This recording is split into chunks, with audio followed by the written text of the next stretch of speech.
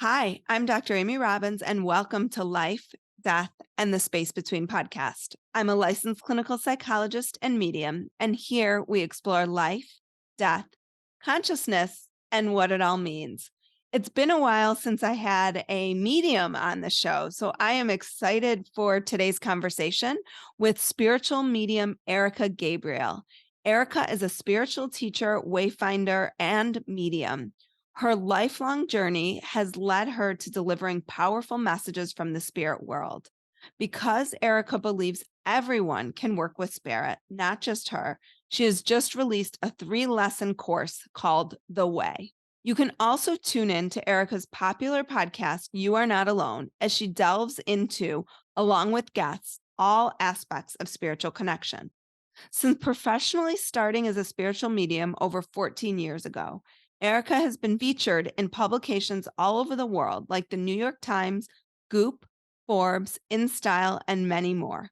She has read for thousands of people coming from different countries, religions, background, and beliefs. Welcome, Erika. I could really use your help. If you haven't had a chance yet to listen to my season 5 opener, go back and listen to that. I need your support. You can go to Patreon and put in Dr. Amy Robbins, and there you can find different levels in which you can support the podcast financially. At this point, I have no ads, I have no sponsors, and it would really help me out if you've gotten something out of this podcast, if you could donate $5, $10, or even $20 a month to help support the podcast. I'm continuing to work to try to get sponsors, to try to get advertisers, but until that happens, I need your help. And there are other ways to support the podcast. You can like the podcast. You can subscribe to the podcast. You can rate and review the podcast. I always love reading your reviews. They're really heartwarming to me, and it's the emotional currency that I get from providing you with this resource. So please take a moment. Help me out here. You can also find the links in the episode notes as well as on my website at dramyrobbins.com. And don't forget to follow me on Instagram at Dr. Amy Robbins. Oh, thank you, Amy. Thank you for having me. And thank you for that beautiful introduction. Well, we're going to have fun today. I know, because we were having fun before talking hair and makeup. So now that we're actually like rolling, let's start by talking about what exactly evidential mediumship is and how it is applied and how you use it in your work. Yeah, I think the amazing thing about mediumship is, a lot of it is bringing to it what you want. But what's so special about evidentiary mediumship is basically that there's specific things that come through that really resonate with the person, so that mentally, spiritually, and on a soul level, on a cell level, they have that acknowledgement and that understanding that their loved one is with them, right?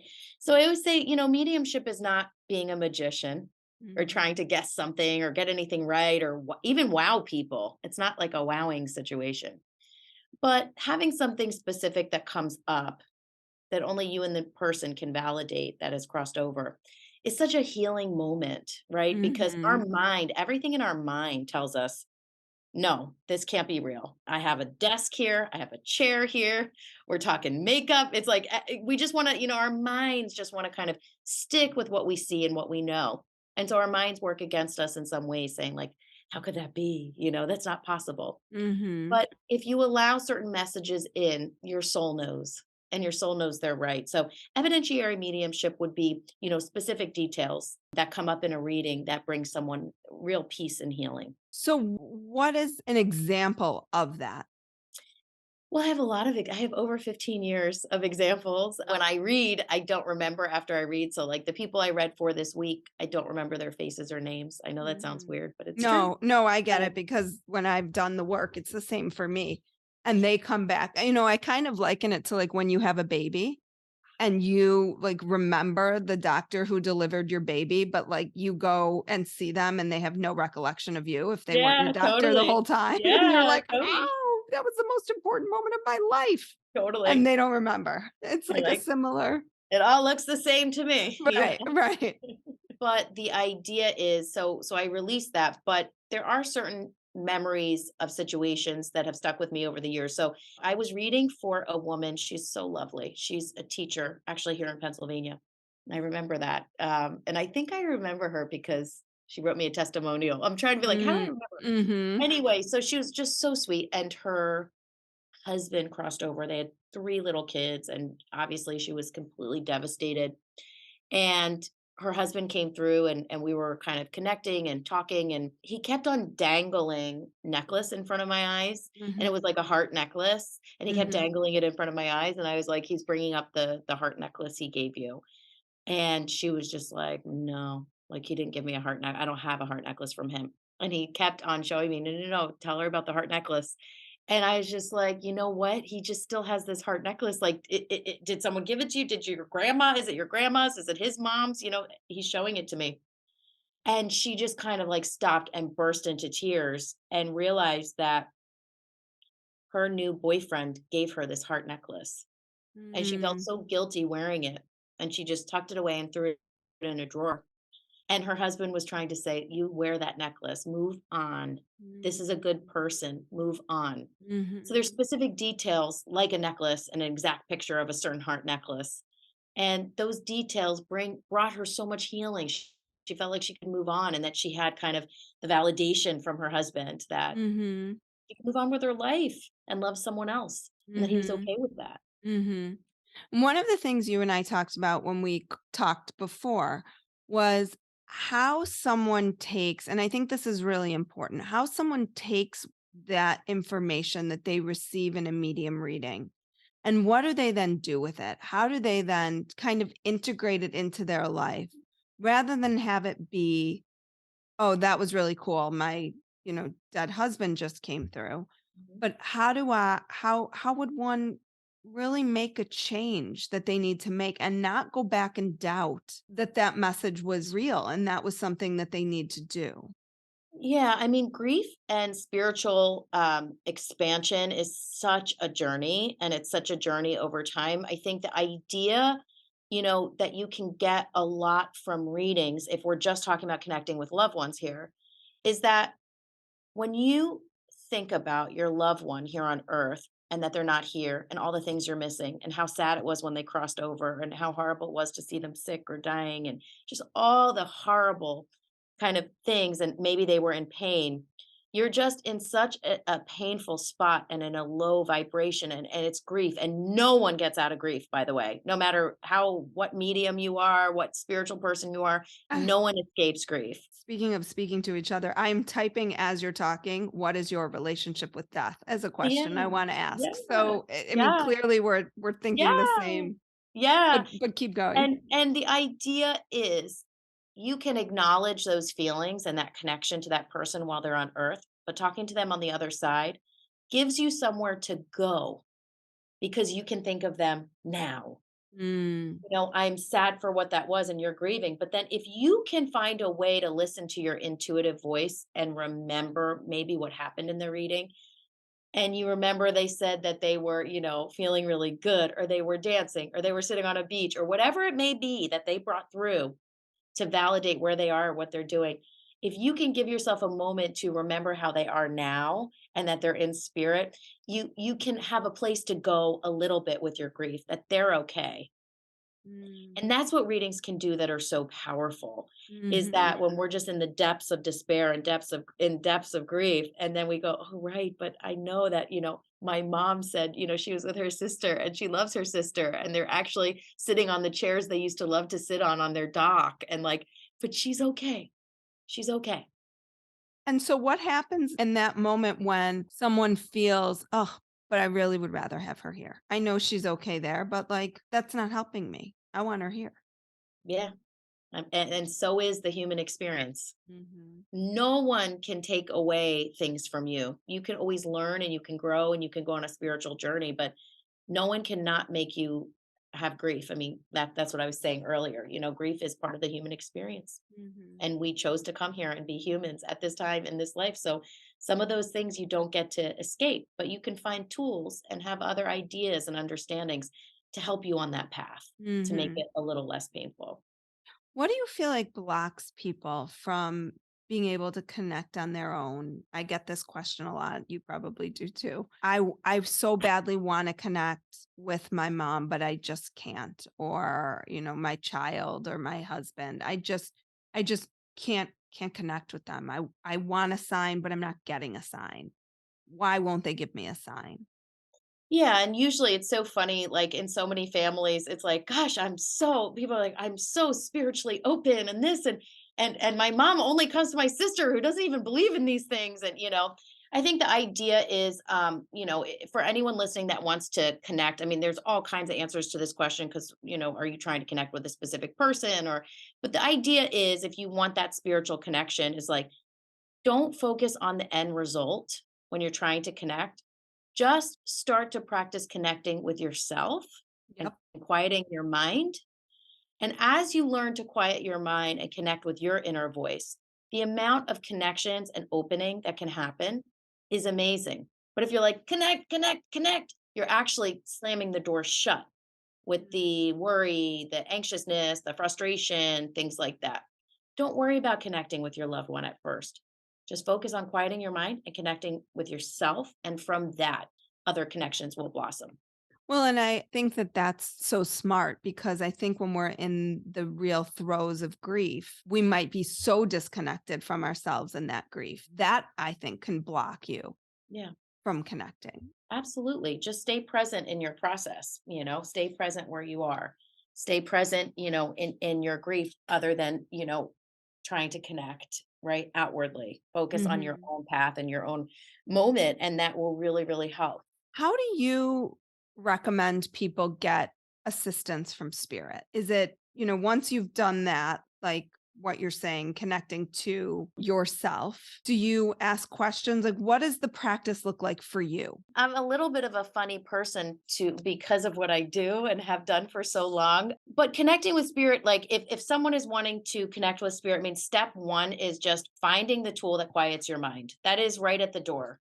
So if you are in mental chaos a lot and you're anxious and feeling this and your mind is racing, I mean, the first thing to do is find a way to quiet your mind. And people are like, yeah, okay, okay, okay, but give me the answer. It's like, Mhm. listen, if you want true spiritual connection, you cannot bypass these steps. You may be able to do tricks. You might be able to be like, I want to see a red cardinal, or I want to, let me just try and really force my grandma to talk to me, or something like that. You can play tricks with the universe whenever you want. But if you want to be able to have true spiritual connection and open and close your connection, don't worry about anything, but finding a way to quiet the mind. So, quieting the mind, I mean, can be different for all people. Some people sit in a corner and say Om for an hour, and it's amazing. I personally can't do that, but if you find a way even to calm your mind for 10 deep breaths, you're on your way. Mhm. And once you begin to quiet your mind, I think the best thing to do is to start to create a vision of a sacred or a happy place that you can go to. So you start with quieting the mind, and then the mind will want to race, but you want to rein the mind back in with the breath and focus on a happy place. So, like, say your happy place is a beach. I want you to picture that beach, picture the water, picture the sun. What does it smell like? What does it look like? Create a happy space. And that's your happy place. And you can go back there anytime you want. And I would really work with quieting the mind and going into your happy place and experiencing that because that's a visualization. And visualizations keep us a little bit longer than meditation. Most of us. Maybe some people that are listening are master meditators, and I honor you. That's awesome. But find your happy place and go there to bring yourself kind of to a still place, to a better feeling place, your body to a calm place. And then if you wanting to move on in your spiritual exploration, that's where I would suggest going in and meeting your spirit guides in your happy place. I didn't even ask you because I was so excited to dive into the questions. How did you come to this work? You have to get your mind and body Mhm. cooled down to be able to make that connection. So, I think there's obviously There's no so pill for this? There's no pill for right. this? There's no magic bypass bridge. But especially if people are just starting on their spiritual path, don't worry about the end result. Just work on getting yourself present, mind, body, spirit in one place. And those are the two big steps I would take. Um, So let's see. So I was born a medium. I started noticing I was a medium when I was about 7. Kind of went on a wild goose chase for my whole life, trying to figure out what I was seeing, sensing, and feeling. And I thought I went to every church, every rabbi, every priest, Mm, every religion, every cult, everything I could find to try and figure out what it was. Because from a very early age, I could see things, feel things, hear things, and know things that I couldn't see. That weren't right, visible to others, I should say. right, right. And even when I was, like, 7 and my parents moved into a new house, I was seeing a little boy around the house, and Mm, I told my parents, and they're like, "No, there's no little boy that lives here."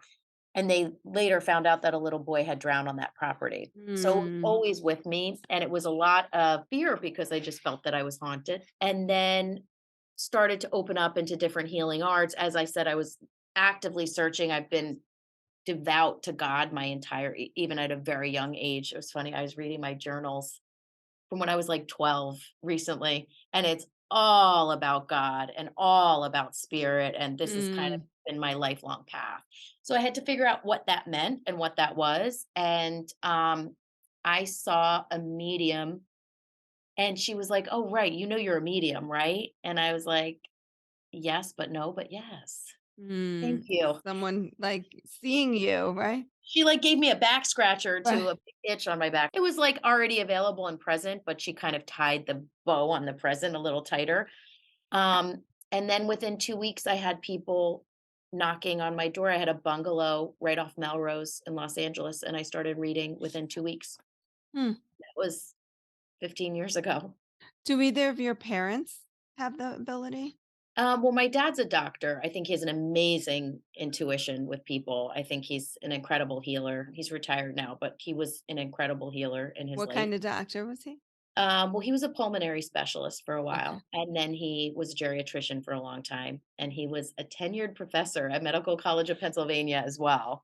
So he has an amazing career. He's an incredible healer and teacher. And my mom and all the women on that side of the family are extremely sensitive, but no one's a medium and has taken the rein to the spirit Mhm. world quite like this. Yeah, so after that, I had to figure out what was a ghost and what was a loved one and what was an ancestor and what was a spirit guide and what was a spirit animal, and figure out who the hell I was talking to, right? So I had to figure out how to manage and have huge boundaries. And also, as a medium, you have to be a safe person for someone to open their energy to you.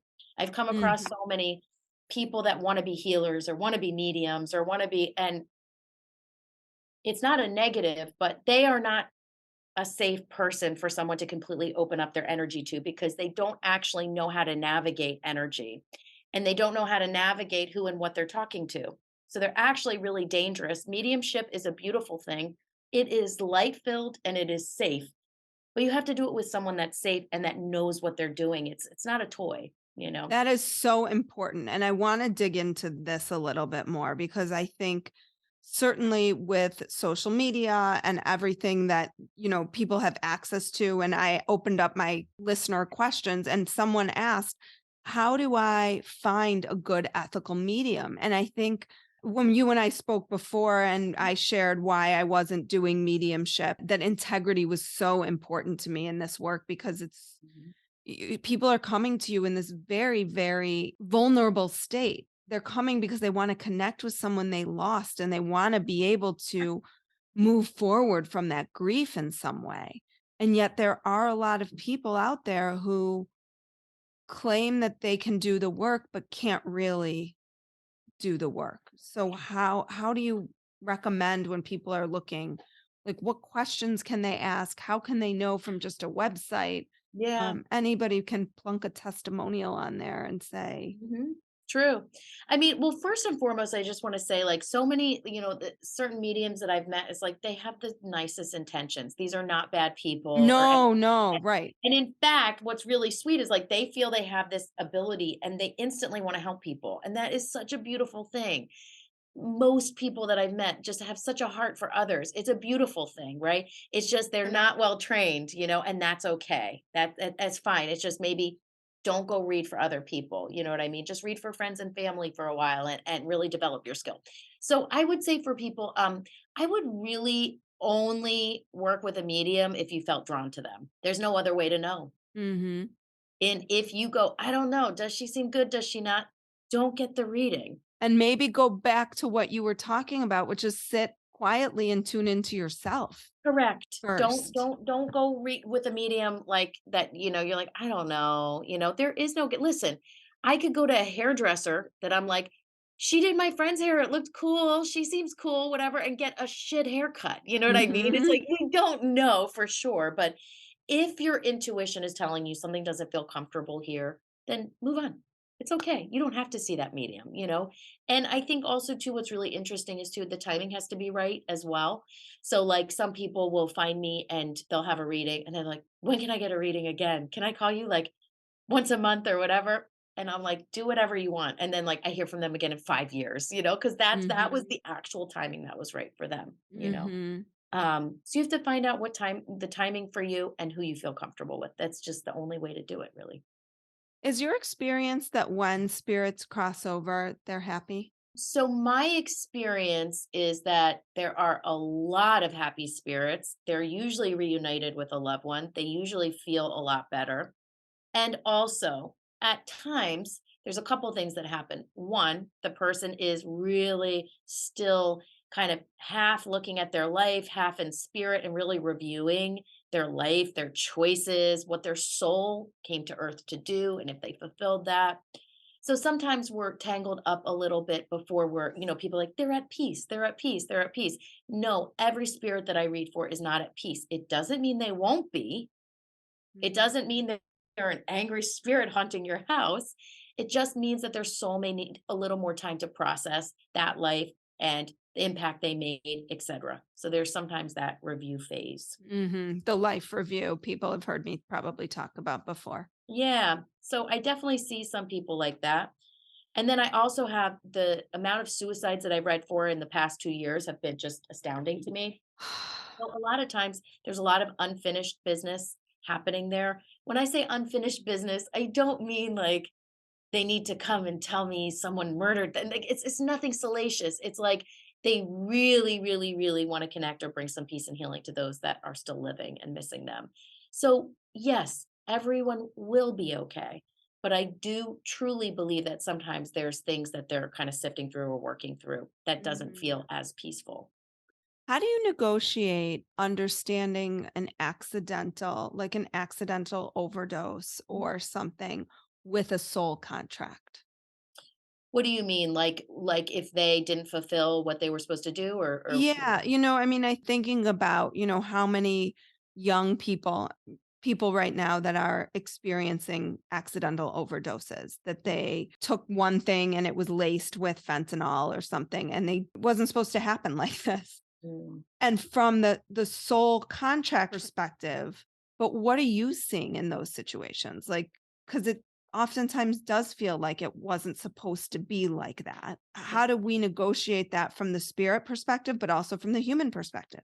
Yeah, I mean, listen, I don't know your exact definition of soul contract, you know what I mean? But I would just say like, not everything is predetermined by any means whatsoever. Mhm. I mean, accidents happen. Horrible things happen to people that weren't pre-planned. You know what I mean? So like Mhm. sometimes in this like in the whole spiritual realm, it's like everything that's in your life like you brought. And I'm like, that little girl who has cancer, who's 7, she brought cancer to her life. I mean, let's not why do we need to go there? Like, why? Right. Right. How is that serving this family? Like, I don't know. So I do believe very bad things happen. I mean, the earth is the most amazing place. It's incredible. And there's massive amounts of positive, beautiful energy happening all the time. Is there negative? Is there scary stuff too? Absolutely. I mean, you Mhm. can choose which one you want to contribute to and focus on. So bad shit really does happen. Not every death was predetermined by some contract that we signed. You know what I mean? I certainly Mhm. didn't, predetermine that I was going to wear this black turtleneck. You know what I mean? Right. You know what I mean? So Right. like, there is a lot that is choose your own adventure in life. I've seen some people come to earth, they have like one lesson. Literally, they come here for one thing, and the rest is choose your own adventure. Their Mhm. spouse, they're this, they're that. there's nothing predetermined. They have one main thing that their soul came one more time to get or to learn, and then they're kind of out. So not every single detail is predetermined, truly. Mhm. Some are. Some are absolutely. And there are such things as accidents and all of that. And some people I've met, they have like a lot of things that were predetermined in their path, like that person that they met, that job, so that they could help these people, so that Mm. there's some people that have a huge spider web of really specific things, but doesn't hold true, excuse me, for everyone. Mhm. Mhm. And how would you know that? For someone else or for, No, how would I know that for myself? Is I that mean, something I would know? you mean your own soul's contract? Mhm. Is that something they would know without having that experience of a soul regression or something like that I to don't know what their know. contract It was? would be awesome. I mean, I have no idea if someone would know that. I think that'd be so cool. I think everyone's so different. You know what I mean? So some people Mhm. come here and they know their purpose. They know what they're here for. They're like, I just know I want to be let's use doctor, right? Because you're a Right. doctor. It's like, I have to be a doctor. I know it. Like some people do, they know in their soul, like, this is what I'm here to do. I Mhm. know that I'm seated here as a spiritual medium and as a spiritual teacher. There's no question. It's so straight, Mhm. right? So yeah, some people I'm sure could know their soul contract, or I think a lot of people too, sometimes they just come and like, they're in a soul contract with someone else and they really are here to bring through like their son and help them because in a past life their son helped them do something. I mean, there's all kinds of karma and soul contracts, but the amazing thing is that we are in charge of our lives. We're in charge of our destinies Mhm. and we can shift or change if we don't like something. Mhm. And that's real. There Mhm. is no man with a beard sitting on a throne judging us. We're in charge. So if your Mhm. soul is like, I don't like this, you can change it. Mhm.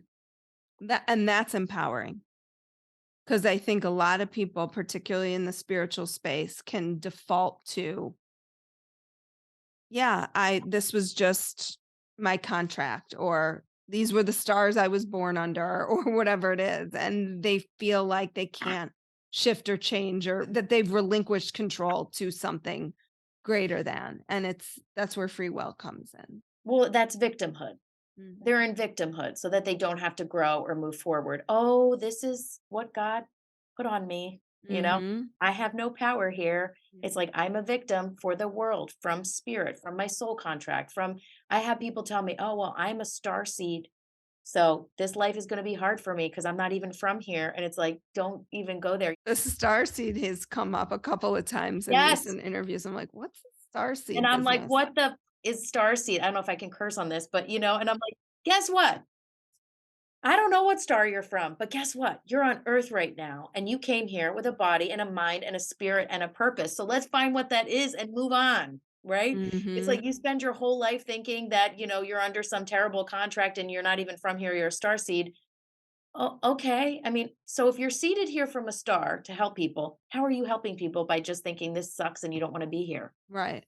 right? So I think the problem that people are missing with spirituality is that they don't understand that we are connected. We have a direct plugged in line to the divine and to God, and that God is in us, all around us, connects us all, and is running through us. And we're a part of that. And we chose to come here. So, finding a way to quiet your mind and listen to your intuition and find your purpose is worshiping God. If you find why you chose to come here and shine it out, whether that's to be a mom, to be a dad, to be a star, a celebrity, to be a writer, to be a teacher, to be a doctor, if you find what your purpose is and why you're here, and you remove all the blocks that are mind effing you from doing what you're truly came here to do, and you shine that is true spirituality. That is true worship to God because God is with you and you're plugged into God. So Mhm. finding why you're here and finding a way to, move your life forward is true spirituality. Not sitting and saying om in a corner. Yeah.